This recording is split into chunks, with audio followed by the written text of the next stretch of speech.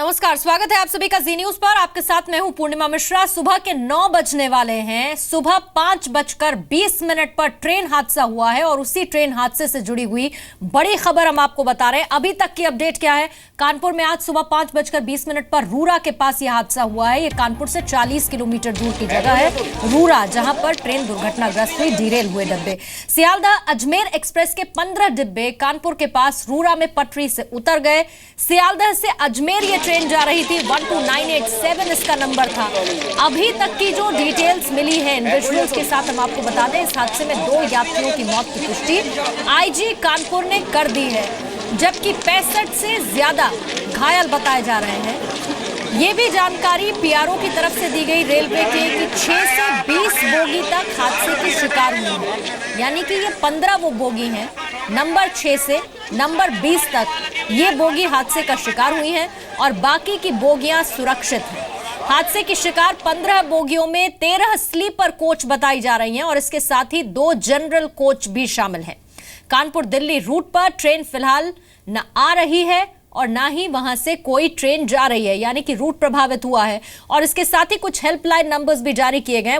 वो helpline numbers लगातार हमारी टेलीविजन स्क्रीन पर फ्लैश हो रहे हैं, जिसमें 0512-232-3015 नंबर है, 0512-232-3016, 0512-232-3018। इसके साथ ही इलाहाबाद का भी हेल्पलाइन नंबर जारी किया गया है, 0562-2408-149, 2408-128, 2407-353। ये इलाहाबाद का हेल्पलाइन नंबर जारी किया गया है। ये सियालदह अजमेर एक्सप्रेस जो अजमेर की तरफ जा रही थी, उसका डिरेलमेंट हुआ है। जैसा कि आप देख सकते हैं, डिरेलमेंट काफ़ी डैमेजिंग टाइप का हुआ है और अभी तक 28 लोग इंजर्ड हॉस्पिटल में हैं। 2 लोगों की डेथ बताई जा रही है। बाकी मैं समझता हूँ कि अब इंजर्ड के बारे में बाकी छानबीन कर ली गई है। अब इंजर्ड होने की संभावना कम है। कितने कोचेस डिलेल हुए हैं? 13 कोचेस डिलेल हुए हैं। स्लीपर सारे स्लीपर हैं या कुछ? ये तो अभी देखना है, अभी तो पूरा देख नहीं पाऊंगा। नहर में भी कोई? हाँ, 2 नहर की तरफ गिरे हुए हैं, उनमें भी देख लिया गया है, उसमें भी कोई है नहीं। सर, जो डेथ हुई है वो किन कोचेस के लोगों की? ये तो बताना मुश्किल है अभी। और कोई जानकारी सर देना चाहिए? अभी तो देखने के बाद अभी थोड़ा देर से होता है। तो सवाल यह भी है कि कानपुर के पास ही लगातार हादसे क्यों होते रहते हैं। ठीक 38 दिन पहले पुखराया कानपुर के पास हादसा हुआ था, 140 लोगों की मौत हुई थी और आज एक और यह हादसा जिसमें कई लोग गंभीर रूप से घायल हुए हैं। लेकिन रेल हादसे से जुड़ी हुई बड़ी बातें क्या हैं? सियालदह अजमेर एक्सप्रेस ट्रेन जिसके 15 डिब्बे पटरी से उतर गए हैं। कानपुर के पास रूरा में ये ट्रेन दुर्घटनाग्रस्त हुई है, डब्बे डिरेल हुए हैं। सियालदह अजमेर एक्सप्रेस इंजन से 6 से 20 बोगी तक पटरी से उतरी है। ज्यादातर स्लीपर कोच बताए जा रहे हैं। ट्रेन के आगे के 5 और आखिर के 3 डिब्बे सुरक्षित हैं। सियालदह अजमेर एक्सप्रेस की 2 बोगियां नहर में गिरी हैं। ओवरब्रिज ये बताया जा रहा था, जिससे नीचे दोनों बोगियां गिर गई हैं और कानपुर से नई दिल्ली तक की ट्रेन रूट बंद कर दी गई है। कुछ ट्रेन को वहां से डाइवर्ट भी किया जाएगा। जब रेल हादसे होते हैं तो रेल हादसे अपने आप में कुछ सवाल छोड़ जाते हैं। सवाल ये है कि 38 दिन में दूसरा रेल हादसा कैसे चलेगी बुलेट ट्रेन। सवाल ये भी है कि रेल सुविधा के नाम पर सफर महंगा होने की बात हो रही है, लेकिन हादसे रोकने की गारंटी क्यों नहीं है? कानपुर के पास ही बार बार रेल एक्सीडेंट क्यों होते हैं? यात्रियों पर महंगे सफर का बोझ बढ़ रहा है, लेकिन साथ ही जान का खतरा भी उतना ही ज्यादा बढ़ रहा है। रेल सुविधा के नाम पर सफर महंगा हो रहा है, लेकिन फिर हादसे बार बार क्यों होते हैं? यात्री ज्यादा पैसे भी दे दें और बार बार हादसे भी झेलें, आखिर क्यों? भारत में रेल सफर सुरक्षित करने की क्या सरकार गारंटी लेगी? और इस पर और ज्यादा डिटेल्स देने के लिए मेरे सहयोगी आर्यन अग्रवाल फिलहाल फोन लाइन पर मौजूद है। आर्यन, सबसे बड़ी चीज क्या रेलवे की तरफ से अभी तक जो 2 नंबर्स आ रहे हैं, यानी कि 2 लोगों की मौत हुई है, क्या इसकी पुष्टि रेलवे ने की है? दूसरी तरफ अभी की डिटेल्स क्या मिल रही हैं रेस्क्यू ऑपरेशन को लेकर? लगता है आप स्वयं देख रहे हैं कि यही कह रहे हैं कि मामूली खरोंचें आई हैं या 4-5 लोग घायल हुए हैं। इन आईजी कानपुर जोन जकी अहमद ने कंफर्म कर दिया है कि 2 यात्रियों की मौत हो चुकी है और 65 से अधिक घायल हैं। तो रेलवे तो अभी अपने आप इस घटना को अंडर एस्टिमेट करके चल रहा है। तो जिस तरह से इन्होंने अपनी यात्रियों की संख्या बता रहे हैं घायलों की और मौत की पुष्टि नहीं कर रहे हैं, तो उससे एक बात तय है कि जो जिस तरह का मेडिकल ट्रीटमेंट या मेडिकल जो रिलीफ देने की बात कर रहे हैं वो कितनी अच्छी होंगी, कितनी सटीक होंगी। बहरहाल जो जिला प्रशासन और पुलिस के अधिकारी मौके पहुंचे हैं वो अपने स्तर पे व्यापक प्रबंध कर रहे हैं। कानपुर मेडिकल कॉलेज में 2 इमरजेंसी वार्ड आरक्षित कर दिए गए हैं कि अगर रेलवे इस ट्रेन एक्सीडेंट के यात्री आते हैं तो उनके लिए वहां पर पूरी चाक चौबंद व्यवस्थाएं रहेंगी। सभी सीनियर डॉक्टर्स को ड्यूटी बुला लिया गया है, पैरामेडिकल स्टाफ सर्विस कर दिया गया। तो ये वो अरेंजमेंट जो कानपुर नगर और कानपुर देहात के किए गए हैं, लेकिन जो यात्री ठीक हैं उनको अभी गंतव्य तक भेजने की व्यवस्था भी रेलवे नहीं कर सका है। ठीक, लेकिन रेलवे की तरफ से सुरेश प्रभु ने ट्वीट कर जरूर जानकारी दे दी है कि वैकल्पिक व्यवस्था लोगों के लिए की जा रही है ताकि जहां पर इन्हें पहुंचना है वहां पर पहुंचाया जा सके। दूसरी तरफ कानपुर देहात के अस्पतालों से कुछ आंकड़े अभी तक कारण सामने आए? हेलो आर्यन अग्रवाल, क्या कानपुर देहात के अस्पताल से कोई आंकड़े अभी तक सामने आए हैं? उनसे कोई बातचीत हो पाई अस्पताल प्रबंधन से? क्या व्यवस्थाएं वहां पर की जा रही है? क्या उन्हें कुछ इंस्ट्रक्शंस दिए गए हैं इसे लेकर? देखिए, दो स्तरीय व्यवस्था की गई है क्योंकि कानपुर देहात का मामला है। तो मापी मुख्यालय में जो जिला अस्पताल है वहाँ लगभग 65 घायलों को ले जाया गया है, इसमें 24 की हालत कुछ ज्यादा खराब है।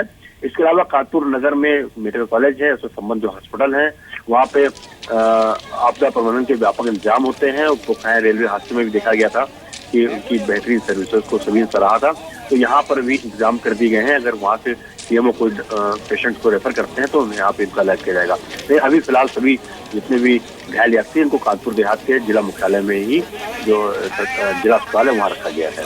आर्यन अग्रवाल, दूसरी चीज रेस्क्यू ऑपरेशन को लेकर अभी की अपडेट क्या है? मेडिकल ट्रेन जो पहुंचनी थी क्या वो पहुंच चुकी है? दूसरी तरफ अभी की कुछ तस्वीरें इस वक्त हम देख रहे हैं, वहां पर स्थानीय लोग भी मौजूद हैं। रेस्क्यू ऑपरेशन को लेकर रेलवे के अधिकारी, स्थानीय प्रशासन क्या कह रहा है? देखिए, सबसे पहले तो ग्रामीणों में जैसा कि हमेशा ही होता है कि अगर ये जो ग्रामीण इलाका होता है वहाँ पे कुछ दुर्घटना होती है तो आवाज सुनते सबसे पहले ग्रामीण ही पहुंचते हैं। तो स्थानीय नागरिक वहाँ पहुंचे हैं, उन्होंने बचाव कार्य शुरू किया था। फिर उसके बाद पुलिस और जिला प्रशासन के लोग पहुंचे थे। रेलवे का सबसे आखिरी में टीम पहुंची है, लेकिन वहाँ पे बहरहाल कार्य शुरू कर दिया गया है। 2 तरह की व्यवस्था रेलवे कर रहा है। सबसे पहले तो उसको वहाँ से जितनी वहाँ पर यात्री इनको हटाना है, उनको उनके गंतव्य तक भेजना है, घायलों का इलाज कराना है। इसके बाद रेलवे ट्रैक को साफ करने का काम शुरू किया जाएगा, जो दोपहर के बाद 12 बजे के आसपास शुरू होने की संभावना है, क्योंकि इस रूट के बाधित होने से दिल्ली हावड़ा ट्रैक जो है बाधित होगा। तो वो भी तो ट्रेनें हैं, उनको इटावा के आसपास और इधर कानपुर और इलाहाबाद से जो आती हैं उनको कानपुर के पास रोका गया है। कुछ ट्रेनों को डाइवर्ट करने की घोषणा रेलवे ने की है, लेकिन अभी इनकी कोई सूची जारी नहीं की है कि कौन कौन सी ट्रेनें डाइवर्ट की जा रही है, किनको रद्द किया जा रहा है। ठीक, तो प्राइमरी डिटेल्स बता रही है 4 से 5 ऐसी ट्रेन हैं जिन्हें फिलहाल डाइवर्ट किया गया है। दिल्ली हावड़ा रूट जो इस हादसे की वजह से प्रभावित हुआ है। आर्यन, मैं लौटूंगी आपके पास, मेरे से होगी विशाल पांडे भी इस वक्त फोन लाइन पर मौजूद हैं। विशाल, ये तस्वीरें हम देख रहे हैं और लगातार बैक टू बैक सुरेश प्रभु की तरफ से ट्वीट्स किए गए हैं, उन्हें भी हमने देखा और वो लगातार इस पूरे मसले की मॉनिटरिंग भी कर रहे हैं और रेस्क्यू ऑपरेशन भी चल रहा है।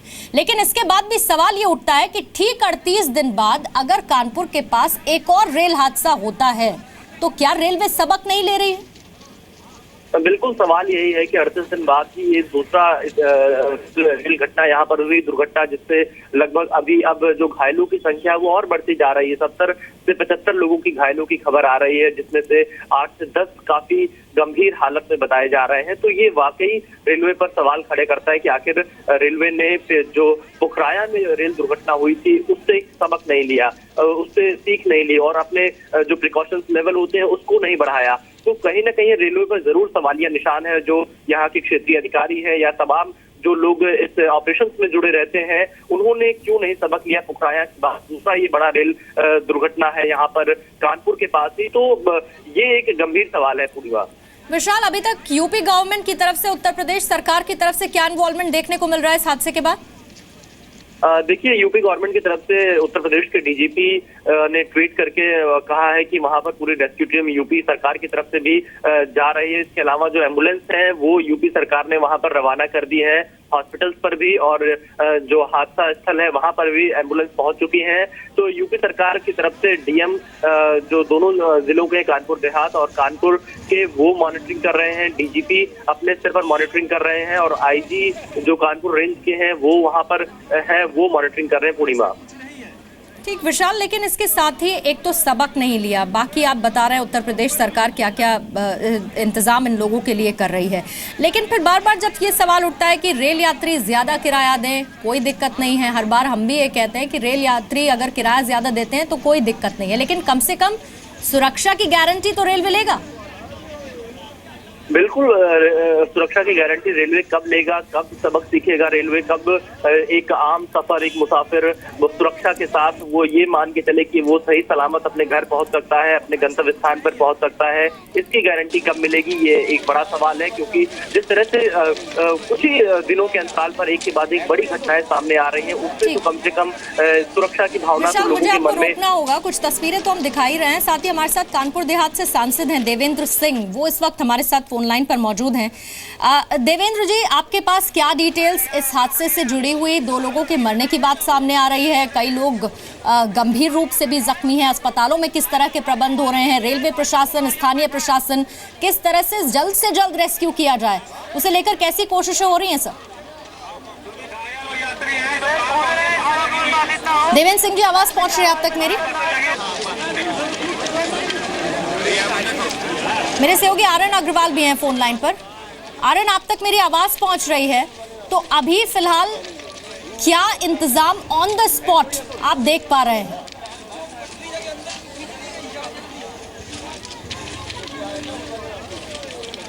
ठीक, हम बात करने की कोशिश करेंगे। तस्वीरें हम आपको दिखा रहे हैं। सबसे पहले, जैसा कि मेरे सहयोगी ने भी जानकारी दी, कि जो स्थानीय लोग थे उन्होंने मदद की, जो लोग फंसे हुए उन्हें निकालने की कोशिश की जा रही है, स्थानीय प्रशासन वहां पर मौजूद है, साथ ही रेलवे की तरफ से भी व्यवस्था की जा रही है।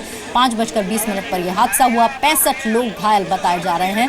12987 सियालदा अजमेर एक्सप्रेस, ये ट्रेन हादसे का शिकार हुई। 15 डिब्बे डीरेल हुए हैं, यानी कि पटरी से उतर गए हैं, और 2 ऐसे डिब्बे इसमें बताए जा रहे हैं जो कि एक ओवरब्रिज था उससे नीचे गिरे हैं। आसपास कानपुर देहात के पास अस्पतालों को अलर्ट भी कर दिया गया।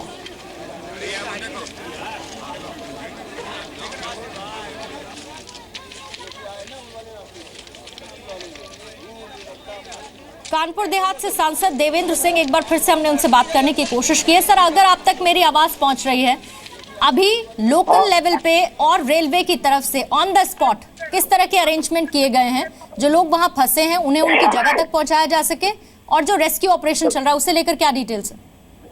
रेलवे की तरफ से सारी व्यवस्था कर दी गई है।